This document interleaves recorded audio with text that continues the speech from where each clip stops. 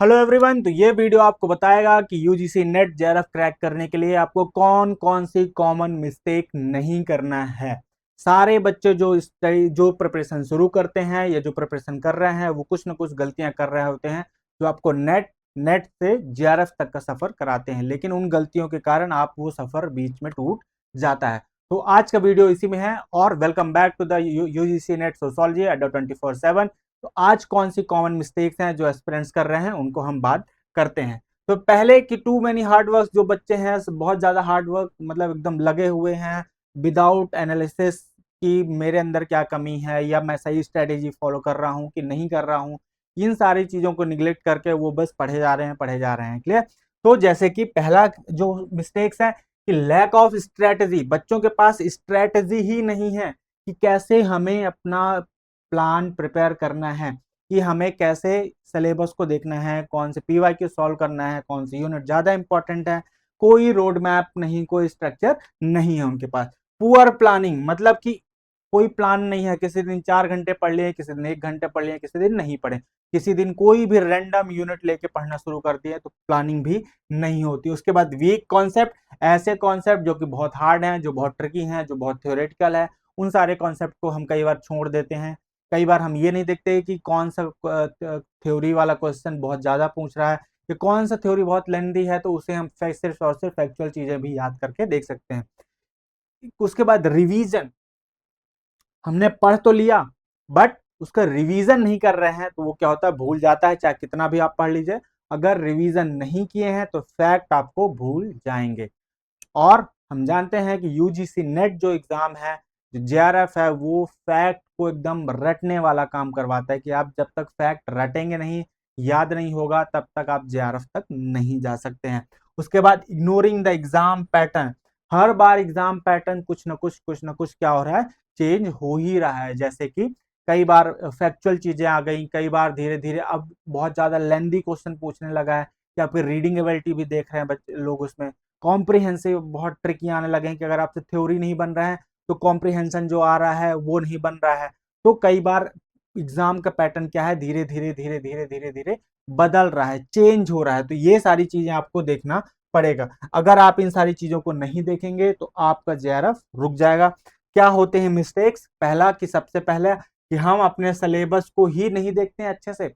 हमने कोई random YouTube video देखा, उसमें उसने बता दिया कि ये यूनिट इंपॉर्टेंट है, ये यूनिट इंपॉर्टेंट है और ये यूनिट इंपॉर्टेंट है, और उसके बाद हमने ऑफिशियल जो हमारा सिलेबस है उसको देखा ही नहीं। कई बच्चों को तो ये नहीं पता होता कि सिलेबस कहाँ से मुझे डाउनलोड करना है, कोई भी वेबसाइट में जाते हैं और चेक करने लगते हैं। तो आपको आपका सिलेबस, एवरी सिलेबस मतलब एक एक लाइन आपको याद होना चाहिए। इसका एग्जाम्पल अच्छा ये है कि जब आप फर्स्ट यूनिट देखते हैं थिंकर्स की, तो उसमें ऊपर देखेंगे क्लासिकल थिंकर, उसके बाद देखेंगे स्ट्रक्चरल फंक्शनल थिंकर। तो क्वेश्चंस ऐसे ही पूछ लेता है कि which one thinkers is related to the functionalism. तो जब आपको पता होगा कि फंक्शनल थिंकर के सिलेबस में मेरे पास ये वाले थिंकर्स थे, तो उसी में से आंसर हो सकता है। तो आपको सिलेबस को अच्छे से एनालाइज करना है, एक एक लाइन आपके सिलेबस में याद होनी चाहिए कि कौन सा टॉपिक कहाँ कहाँ मेंशन है। आपको ऑफिशियल सिलेबस ही डाउनलोड करना है, ट्रैक द कंप्लीट टॉपिक्स, सारे टॉपिक्स को आप ध्यान से पढ़िए, उसके बाद देखिए और सिलेबस को आगे चलिए। उसके बाद डिवाइड, उसको यूनिट वाइज में डिवाइड कर लीजिए और एक स्टडी प्लान बना लीजिए कि मुझे यहाँ शुरू करना है और यहाँ खत्म करना है। क्लियर। उसके बाद हम देखते हैं कि निग्लेजेंस, जो सबसे ज्यादा जो प्रीवियस ईयर का पेपर है उसे हम ध्यान से नहीं देखते, उसको एनालिसिस नहीं करते कि वन लाइनर क्वेश्चंस ज्यादा पूछे गए हैं, कि अब बहुत ज्यादा स्टेटमेंट वाले क्वेश्चंस पूछे गए, रीजन असर्शन आ रहे हैं, मैच द कॉलम्स आ रहे हैं। तो ये सारे हमारे जो एग्जाम पैटर्न है, जो हमें वो कहाँ से मिलेंगे, हमारे पीवाईक्यूज को एनालिसिस करके ही मिलेंगे, जो पहले पेपर आ चुका है। उसमें से आइडेंटिफाई करना है कि कौन सा टॉपिक बार बार रिपीट हो रहा है, कुछ ऐसे टॉपिक्स होंगे जो कि बार बार रिपीट होते ही रहते हैं। उसके बाद understanding the question framing, question कैसे बना रहे हैं, कौन से टॉपिक कैसे क्वेश्चन बन रहा है, ये भी हमें देखना है। उसके बाद focus on the key concept, कौन कौन से टॉपिक है जो बहुत ज्यादा पूछ के उसके कॉन्सेप्ट को ही बार बार कॉन्सेप्ट को पूछा है। जैसे कि सोशल फैक्ट बहुत कॉमन कॉन्सेप्ट है, बहुत बार पूछा है। एक ही टोटेमिज्म क्या है, बहुत बार पूछता है। तो ये सारी चीजें आपको फोकस करना है। उसके बाद बिल्ड द एग्जाम कॉन्फिडेंस, जितनी ज्यादा आप प्रैक्टिस करेंगे आपका एग्जाम कॉन्फिडेंस क्या होगा, बनता ही जाएगा। Practice make man perfect, women also. Clear, आगे चलते हैं। Collecting the two many resources, मैंने देखा कि मेरे एक भैया थे, उन्होंने उन्होंने क्लियर किया कि उन्होंने बोला कि भाई ए वाले की बुक अच्छी है, फिर मैंने एक और किसी से मिला, उन्होंने बोला बी वाले की बुक अच्छी है, मेरे मेरे सर बोल रहे थे, उन्होंने बोला कि सी वाले की बुक ज़्यादा अच्छी है। तो मैंने क्या किया, सारी किताबें खरीद के रख ली और सबको पढ़ने लग गया। तो इसमें से क्या होगा, जितना ज़्यादा रिसोर्स हम कलेक्ट करेंगे, कन्फ्यूजन उतना ज़्यादा ही क्रिएट होगा। इसके लिए स्ट्रेटेजी क्या है कि आप कोई एक अच्छी सी स्टैंडर्ड बुक खरीदिए जिसमें थ्योरीज हो, वो आप किसी के नोट्स भी प्रेफर कर सकते हैं, आपके जो अपने टीचर्स हैं उनके नोट्स भी प्रेफर कर सकते हैं, या जो आपके जो पहचान वाले हैं। उसके बाद एक सोर्स आप खरीदिए पीवाईक्यूज का, जिसमें कि सारे पीवाईक्यूज ईयर वाइज हो या टॉपिक वाइज पीवाईक्यूज उसमें लिखे हों।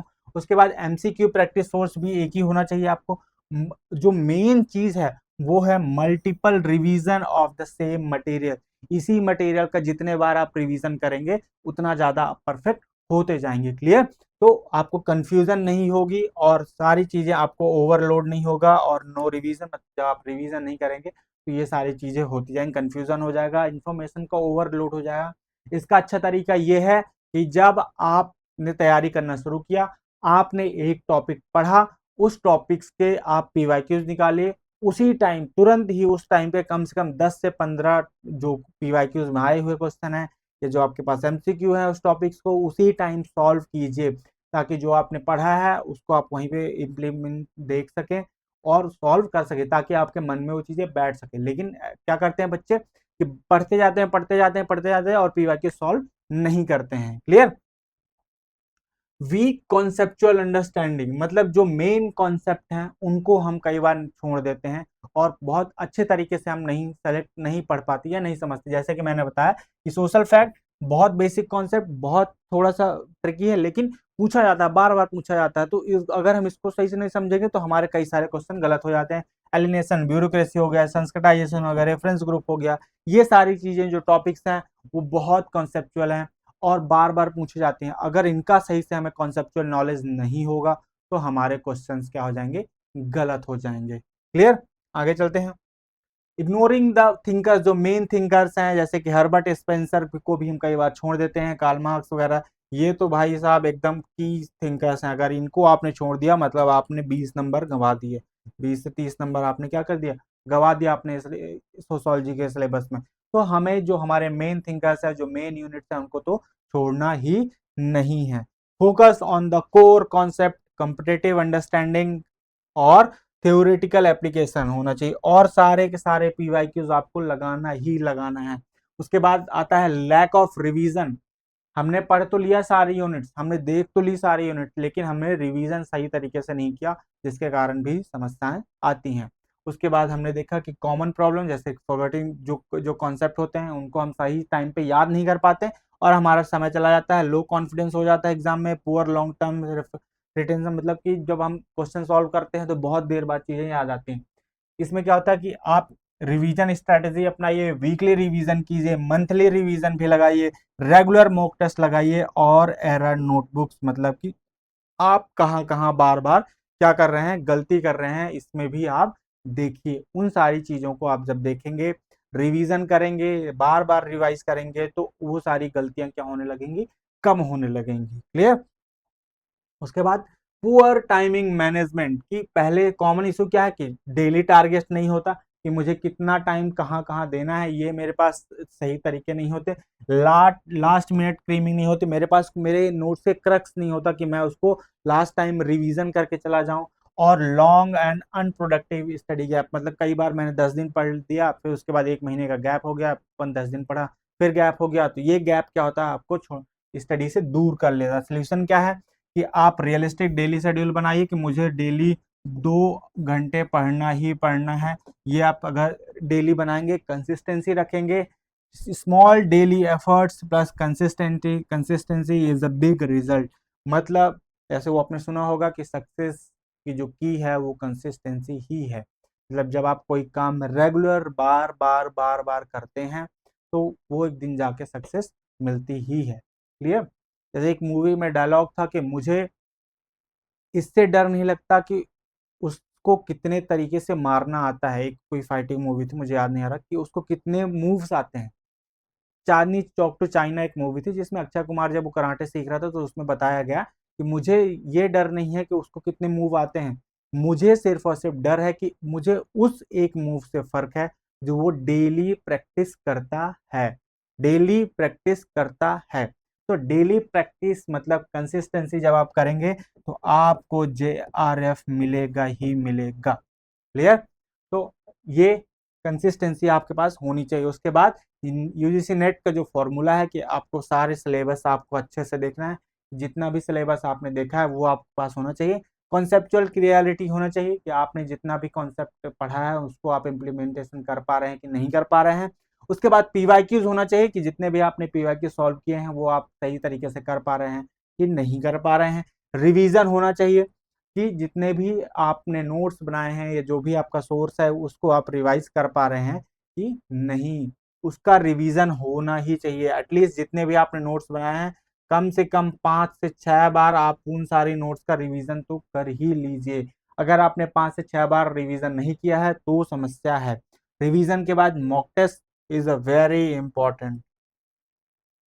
मॉक टेस्ट से आपको पता चलेगा कि कहाँ आप क्वेश्चंस को पढ़ने में गलती कर रहे हैं, कौन सा टॉपिक में आप कमजोर हो रहे हैं, कहाँ कहाँ दिक्कतें आ रही हैं। कंसिस्टेंसी होना मतलब डेली, आपका डेली टारगेट होना चाहिए कि मुझे इतने इतने घंटे पढ़ना है। जैसे कि आपने 2 घंटे पढ़ा, ये सारी चीजें आपके पास डेली टारगेट होना चाहिए कि पर डे मुझे 3 घंटा 4 घंटा पढ़ना ही पढ़ना है। ये आपको फॉलो करना है। अगर आपने इन सारी चीजों को फॉलो किया तो आप नेट नहीं JRF ही क्लियर करेंगे, लेकिन टर्म्स एंड कंडीशन अप्लाई हैं। अगर आपने कंसिस्टेंसी नहीं दिखाई, अगर आपने रेगुलर नोट्स का रिवीजन नहीं किया, अगर आपने सारी चीज़ों को अच्छे से नहीं देखा तो आपके पास कुछ ना कुछ दिक्कतें आएंगी। जब आप ये सारे जो मेरे पीछे लिखे हुए हैं इन सारे स्मार्ट स्टडीज को आप देखेंगे, स्मार्ट स्ट्रेटेजी अपनाएंगे तो JRF होना पक्का है। तो धन्यवाद। आप सब्सक्राइब करें हमारे अड्डा 24/7 यूजीसी नेट सोशियोलॉजी को। धन्यवाद।